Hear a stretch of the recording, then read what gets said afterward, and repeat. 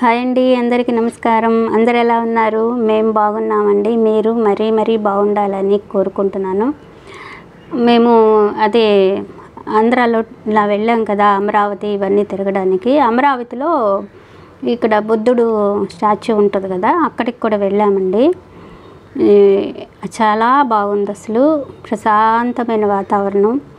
ఆయన ఎంత ప్రశాంతంగా ఉండాలని కోరుకున్నారు అనేది అర్థమైంది. అంత దూరంగా ప్రశాంతంగా చాలా బాగా కట్టుకున్నారు. అప్పట్లో బుద్ధుడు ఈ విధంగా ఎక్కడెక్కడో వాళ్ళు బుద్ధిజాన్ని స్థాపించుకున్నారు కదా, చాలా ప్రశాంతంగా ఉంది. ప్లేస్ అంతా చాలా బాగా అనిపించింది.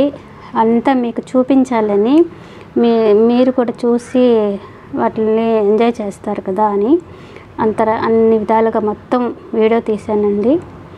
కాళ్ళు అయితే అంటుకుపోతున్నాయి ఎండకి, చాలా వేడిగా ఉంది. కానీ ఇది చాలా బాగుందండి. లోపలంతా ఆయన శిల్పాలు అవన్నీ చాలా బాగా పెట్టారండి. అవి చూస్తుండే కొద్దీ ఇంకా చూడాలనిపిస్తుంది. ఆయన ప్రకృతిని ప్రేమించాడు. ప్రకృతి ఆయనకి తల వంచింది అన్నట్లుగా అక్కడ శిలలు అంతా చూపిస్తున్నాయండి. చాలా బాగుంది. బుద్ధుడు అసలు ఎంత శాంత స్వభావం అండి. ఎవరిని ద్వేషించవాకండి, ఎవరి పట్ల హింస వద్దు అని చెప్పి ఆయన ఎన్నో చెప్పారు కదా, అందరికీ తెలిసిందే. అంటే మనం ఎన్ని తెలిసినా మన ప్రవర్తనలో మాత్రం మనం ఎప్పుడూ మార్చుకోలేము.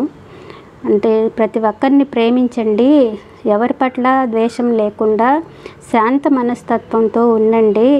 అప్పుడే మీరంతా మంచిగా ఆలోచించగలుగుతారు, ఆరోగ్యంగా కూడా ఉంటాం. దానివల్లే కదా అనారోగ్యాలు వస్తాయి. ఈరోజు మా యోగా క్లాస్లో మేడం కూడా అదే చెప్పారు. మనం ఆరోగ్యంగా ఉండాలంటే మన హార్మోన్స్ కూడా ఆరోగ్యంగా ఉండాలి. అంటే మన కోపంగా ఉన్నప్పుడు హార్మోన్స్ కూడా అలాంటివే విడుదల చేస్తాయి. అప్పుడు మనకు వాటి ప్రభావం వల్ల మైండ్ మీద పడుతుంది, దానివల్ల అనారోగ్యము రకరకాలుగా వస్తుంది అని. అందుకని కోపాన్ని మనం త్యాగం చేయాలండి. అంటే కోపం వచ్చినప్పుడు మనశ్శాంతిగా ఉండిపోవాలంటే ఏమి మాట్లాడకుండా సైలెంట్గా ఉండిపోయామనుకోండి, కొంచెంసేపటికి కోపం మనల్ని వదిలి వెళ్ళిపోతుంది. కోపంలో మనం ఎన్నో రకరకాలుగా మాటలు మాట్లాడేస్తాము. అసలు నోటికి నాలుగుకి అదుపు లేనే ఉండదు.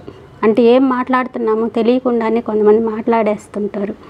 అసలు మన మాట తీరేందో, మనం ఎట్లా వస్తుంది నా నోటి నుండి అనేది కూడా ఎవరు ఆలోచించరు. ఈ ధోరణిని మార్చుకోవాలి, శాంతంగా ఉండాలి. అప్పుడే అందరం ఆరోగ్యంగా కూడా ఉంటాము. అందరి పట్ల మంచిగా మాట్లాడండి. అసలు ముఖం మీద నవ్వుని చూపించండి. అప్పుడే అవతల వాళ్ళు కూడా మనల్ని చూసి నవ్వుతారు. కాబట్టి ప్రతి ఒక్కరము బుద్ధుడు ఏం చెప్పారు అని చెప్పి ఆలోచించి మనం కూడా అలా ఉండడానికి ప్రయత్నం చేస్తాం. కర్మ సిద్ధాంతాన్ని ప్రకారం మనం ఏం చేస్తే అదే రిటర్న్ అవుతుంది.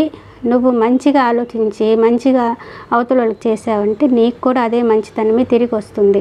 ఆ మంచితనమే మన పిల్లలు కూడా నేర్చుకుంటారు. మన తర్వాత తరాల వాళ్ళు కూడా దాన్ని ఇస్తున్నట్టుగా మనకు అనిపిస్తుంది. కాబట్టి మనము ఎలా ఉండాలో అనేది తెలుసుకొని ప్రవర్తిస్తామండి. అందరినీ మంచిగా చూద్దాము, ప్రశాంత మనసుతో ఉంటాము, హ్యాపీగా ఉండాలండి. అదేనండి జీవితం అంటే. ఇంకా అంతకంటే ఏముంది. ఇలా ఉండడానికి ప్రయత్నం చేస్తాము. ఇంకా ఈ వీడియోలు మీకు ఎలా ఉన్నాయో నచ్చితే షేర్ చేయండి, సబ్స్క్రైబ్ చేయండి, లైక్ చేయండి. అందరికీ ధన్యవాదాలు.